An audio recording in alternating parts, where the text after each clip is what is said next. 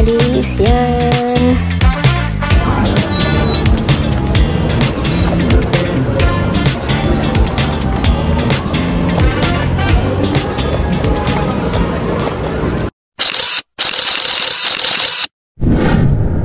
Hi everyone! So today is the next day and ganito ang itsura ng aking kwarto today. So time check, it's 6:45 in the evening.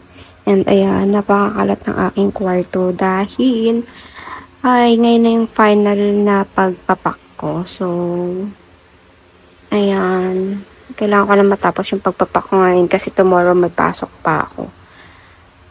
And after ng work ko tomorrow, diretso na, lipad na, flight na natin. So, ayan, update ko na lang kayo later. Bye! Time check, it's 6:15 in the morning and I'm working from home.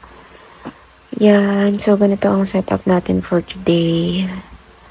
Buti pinayagan ako mag-work from home kasi flight ko na mamaya. So, ganito ang itsura ng aking kwarto right now. Parang medyo nakakalatan pa ako sa kanya. Charot. Although naligtad ko na yung mga ano ko. Pero ayoko kasi na may mga nakalabas na ganyan. So, ayun lang. Share ko lang. Kasi itong gamit ko na ito, hindi ko pa naayos. So, mamaya-maya ayusin ko yan. So, balikan ko kayo. Bye! Work muna ako.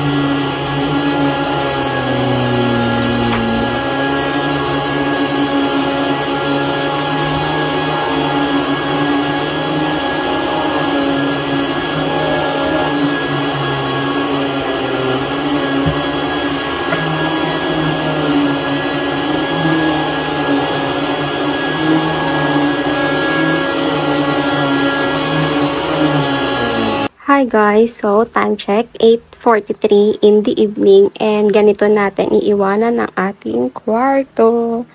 O, diba? Malinis yan.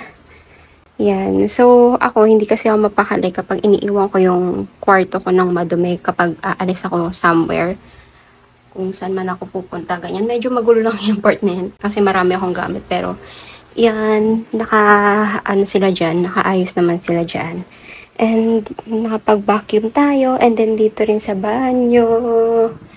Ayan, malinis. Diba, nalagyan ko na rin yan ng yung blue. Para, ganyan, may iba natin siyang ganyan. Tapos nakapagpalit na ng basura. Pati yung natin, yung tab natin, malinis. Nilagyan ko yung pang-plug.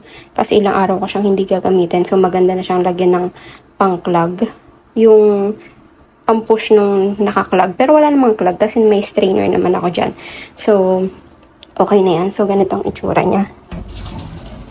Yan, ganyan. May strainer siya dyan. So, binuhusan ko siya ng chemical na pang-tanggal ng clog. Tapos, sinarado ko na rin yung mga bintana.